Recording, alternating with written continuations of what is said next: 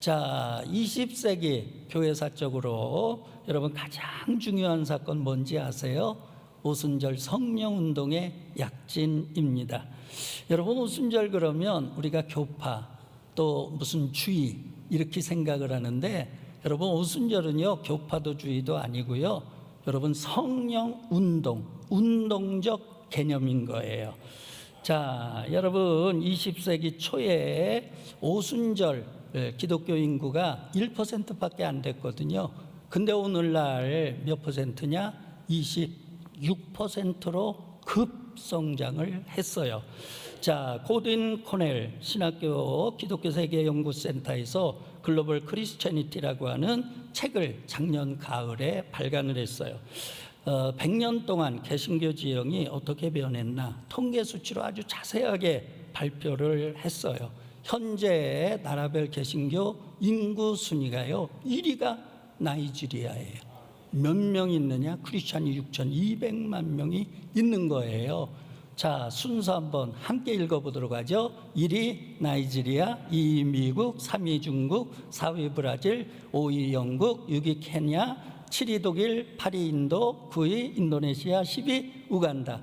자, 우리나라는 인구가 작아서 그래서 못 들어간 거죠. 인구 비율로 하면 저희 교회도 저희 나라도 탑10에 들어갈 수 있는 거죠.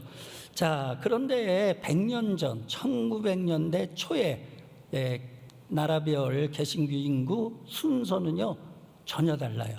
자, 1위부터 한번 같이 읽어주실래요? 1위 미국, 2위 영국, 3위 독일, 4위 스웨덴, 5위 네덜란드, 6위 캐나다, 7위 핀란드, 8위 덴마크, 9위 호주, 10위 노르웨이. 예, 전부가 다 북미 그리고 유럽에 있는 나라들이에요. 자, 그러면 100년 동안에 개신교 지형이 어떻게 바뀐 거냐? 예, 두드러진 두 가지 특성이 있죠. 첫째는 뭐냐? 북반부에서 남반부로 완전히 축이 이전이 됐어요. 그러니까 북쪽에 있는 기독교 나라들이 다 쇠락을 했다는 거예요. 자, 그런데 남반부 쪽, 남미, 아프리카 쪽이 지금 복음의 열기가 대단하게 올라오고 있다는 거예요. 자, 두 번째예요. 성장하는 교회를 봤더니 전부 성령운동하는 교회들이라는 거예요. 여러분, 기존 교단들이요 맥을 못 쳐요. 장로교 같은 경우, 감리교, 침례교, 미국에서 성령운동 안 하는 교단들 그냥 막 무너져 내리는데, 여러분 10만 명, 20만 명 이렇게 무너져 내리는 게 아니에요. 300만 명, 500만 명이 막 무너져 내려요. 그러면 여러분 답은 뻔한 거예요.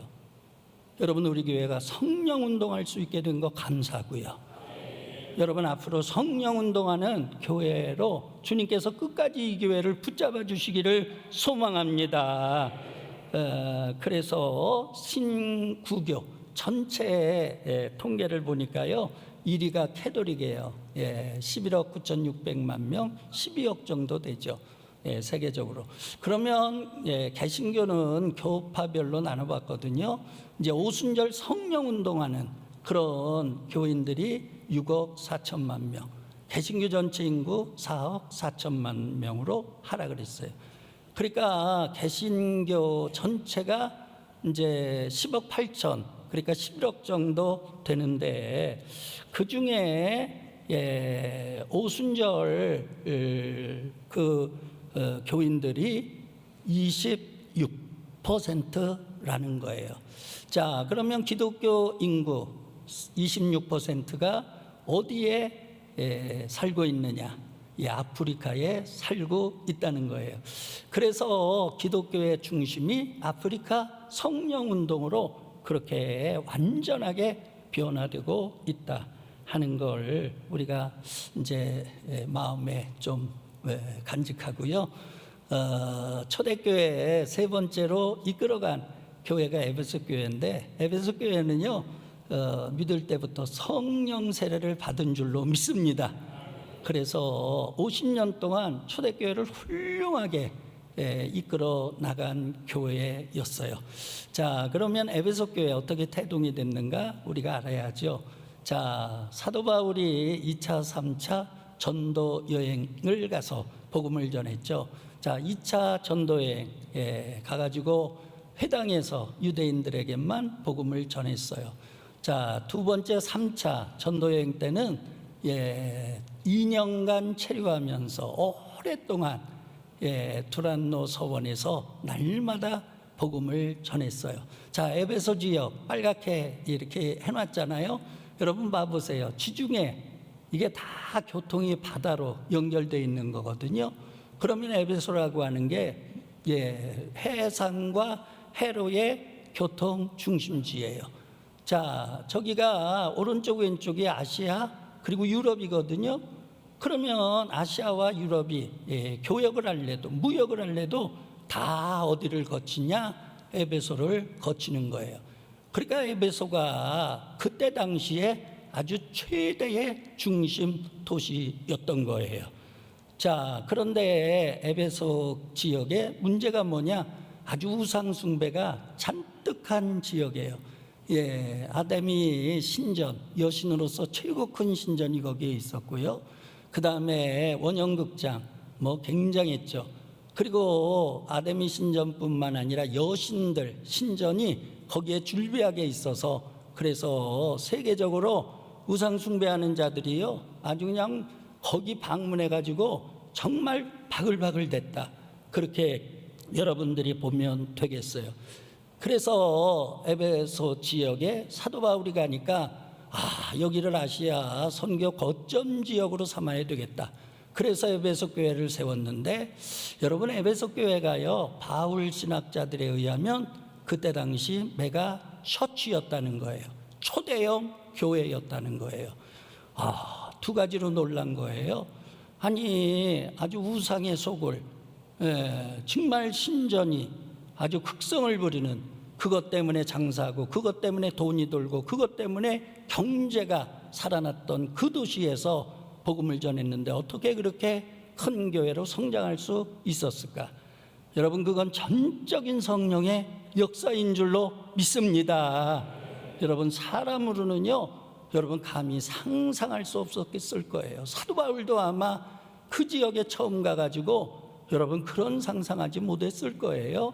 두 번째는 여러분 우상이 그렇게 가득한데도 하나님께서 그 교회를 세워주셨는데 자 하나님께서 왜 그 교회를 세워주셨을까? 여러분 자기 교회 자랑하라고 세워준 게 아니고요 메가 처치는요 하나님의 교회예요. 그러니까 하나님께서 주신 사명과 역할을 감당해야 될 줄로 믿습니다. 그러니까 그 사명 감당하고 그 역할 감당하라고 하나님께서 에베소 교회를 메가 처치로 만들어 주신 거였거든요. 그래서 그 결과가 어떻게 됐어요? 사도 바울이요 에베소에 있으면서 요한계시록에 나오는 소아시아 7교회 있잖아요. 그때 전부 세운 거예요. 그러니까 저희 교회가요 우리 교회만의 사명으로 끝나지 말고요 정말 하나님의 사명을 감당하는 그리고 주 예수 그리스도의 선교의 사명을 감당하는 그런 교회가 되기를 간절히 바랍니다. 여러분 크고 죽고 그게 중요한 게 아니고요 여러분 하나님께서는 교회마다 사명과 역할을 주시는데 그거를 감당하느냐 못하느냐 그게 중요한 거고요 또 크게 주셨으면 크게 감당해야 되고 크게 주셨으면 큰 일을 해야 되고 그것이 우리에게 주신 하나님의 사명이라고 하는 사실을 우리가 기억하고요 정말 에베소 교회처럼 우리가 선한 영향력을 발휘하고 하나님의 사역을 감당하는 주님의 기쁨이 되는 그런 교회가 되기를 간절히 소망해요. 자, 그러면 에베소 교회 사도행전에 나온 거 요약해 드릴게요. 여기저기 나와 있어서 이제 간단하게 요약해 드릴게요. 자, 바울이 2차 선교여행 때 회당에 가서 복음 전했는데 유대인들하고 변론을 했죠.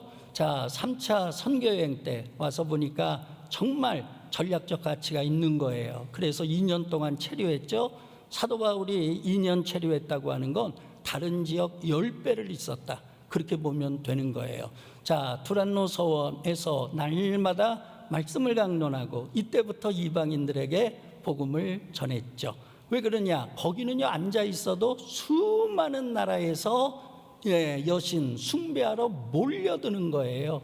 그러니까 수많은 나라 사람들을 앉아만 있어도 만날 수 있고, 또 거기서 복음을 전하면 수많은 나라에 전파되는 거예요. 우리 교회의 10개 나라 예배 공동체가 얼마나 귀한가. 여러분, 여기에서 우리가 감사해야 될 줄로 믿습니다. 자, 바울이 처음에 이제 목회를 했죠. 탄탄한 교회 만들었죠. 그리고 나서 에베소만 복음 전할 수 없잖아요. 그래서 영적인 아들 디모데 길러가지고 디모데에게 목양을 맡기고 또 떠났던 거예요. 우리 교회에 여러분 디모데 같은 그런 인물들이 많이 세워지기를 바라고요. 할렐루야. 여러분, 조원직 목사님 정말 저희 교회 오셔서 고생 많이 하셨는데 정말 훌륭한 그런 목사님, 정말 하나님께서 쓰시는 목사님이 되리라 저는 확신해요. 저는 그렇게 기도해 왔고요. 또 교회가 잘 이어져 가야 될 줄로 믿습니다.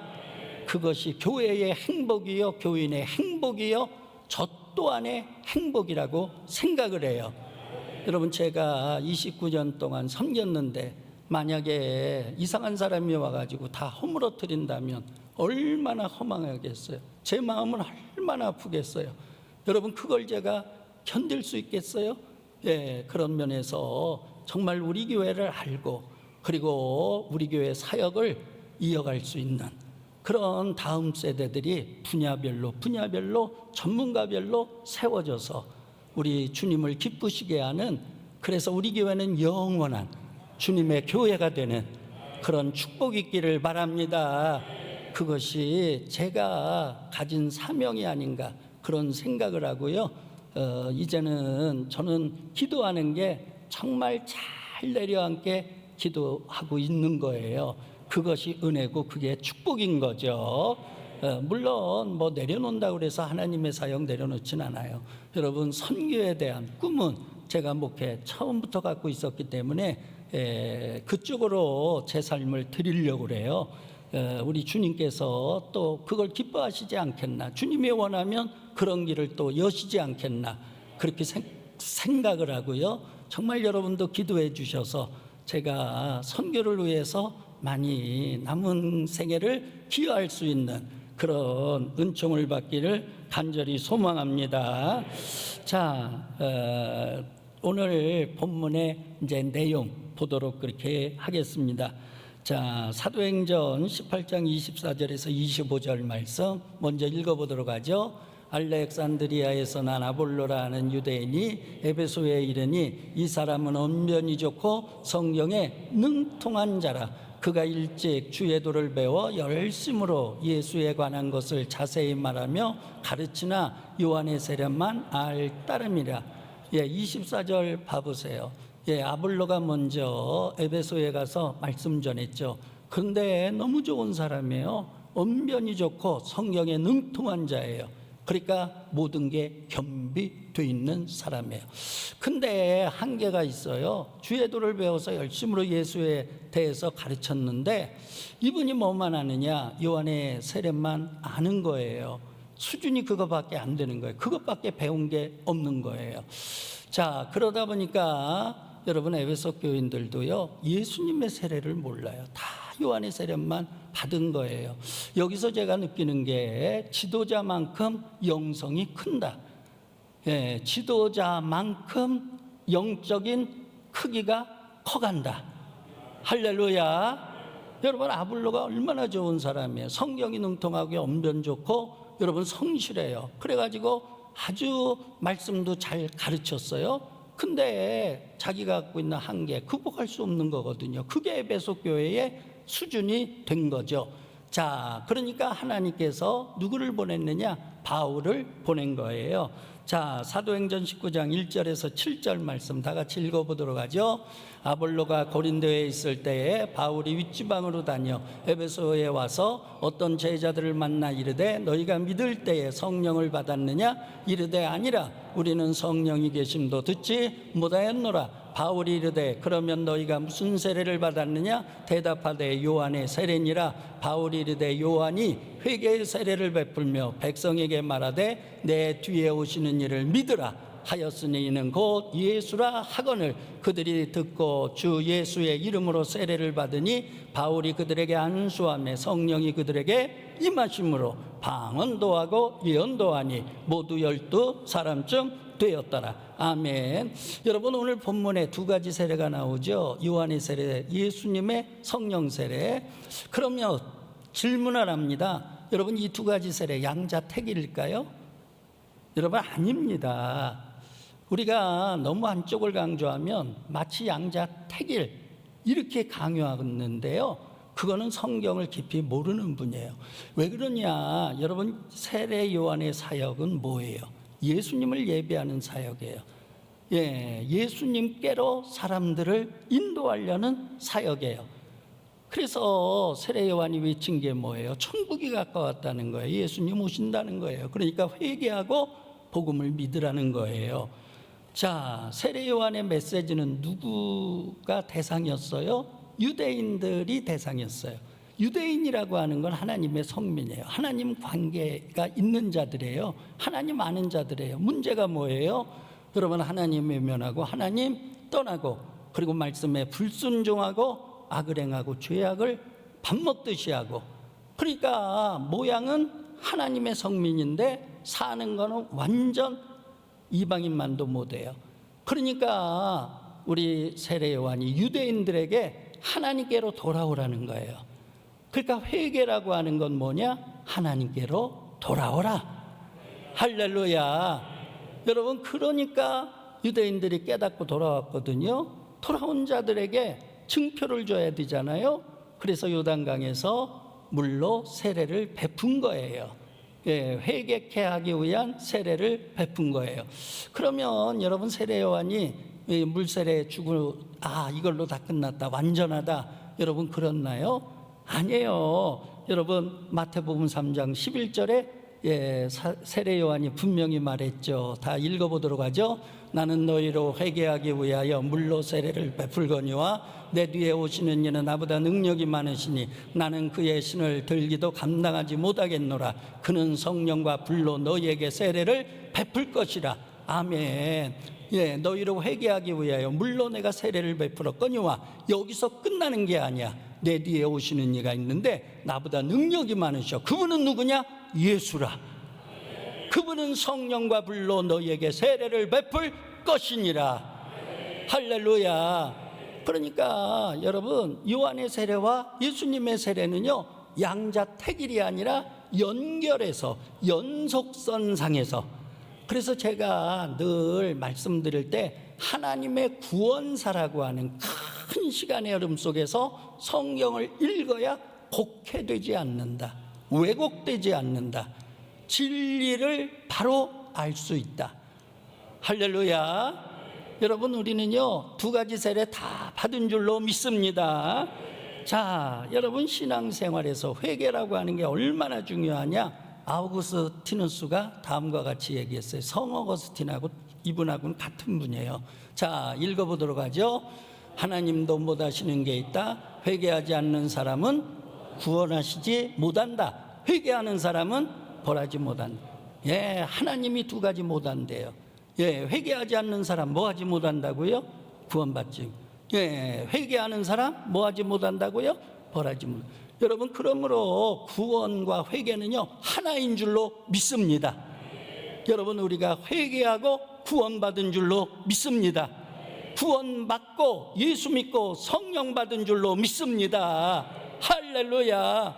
여러분, 이건 연결해서 하나라고 하는 사실 기억하시기를 바랍니다. 자, 그러면 여러분, 이제 너희가 믿을 때 성령을 받았냐? 에베소에 와서 사도 바울이 말했거든요. 그러니까 그들이 성령 듣지도 못했다. 그럼 너희가 무슨 세례 받은 거야? 요한의 세례요. 그래? 아니야. 요한도 얘기했잖아. 나 뒤에 오시는 이 능력, 그분이 메시아, 그분이 예수, 그분은 불과 성령으로 너희에게 세례를 베풀 거다. 여러분 말씀을 전했거든요. 그랬더니 참 에베소 교인들이요 훈련이 잘 된 거예요. 여러분 즉각적으로 순종한 줄로 믿습니다. 5절의 말씀 읽어보도록 하죠. 5절 그들이 듣고 주 예수의 이름으로 세례를 받으니 바울이 그들에게 안수하며 성령이 그들에게 임하심으로 방언도 하고 예언도 하니 아멘입니까? 예, 여러분 그들이요 듣고 즉각 순종했어요. 할렐루야. 그랬더니 하나님께서요 즉각 응답하시는 거예요. 자, 한번 읽어보자고요. 영상에 이제 나오거든요. 다 같이 읽어보도록 하죠. 순종이 빠르면 빠를수록 하나님의 응답도 빠르게 옵니다. 할렐루야.